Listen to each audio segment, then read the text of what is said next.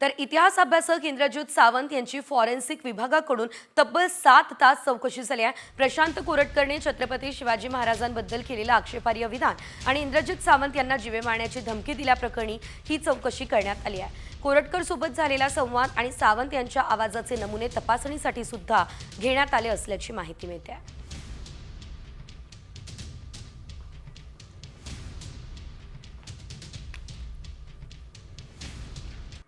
तर इतिहास अभ्यासक इंद्रजित सावंत यांची फॉरेन्सिक विभागाकडून तब्बल 7 तास चौकशी झाली आहे। प्रशांत कोरटकरने छत्रपती शिवाजी महाराजांबद्दल केलेलं आक्षेपार्ह विधान आणि इंद्रजित सावंत यांना जीवे मारण्याची धमकी दिल्याप्रकरणी ही चौकशी करण्यात आली आहे। कोरटकर सोबत झालेला संवाद आणि सावंत यांच्या आवाजाचे नमुने तपासणीसाठी सुद्धा घेण्यात आले असल्याची माहिती मिळते आहे।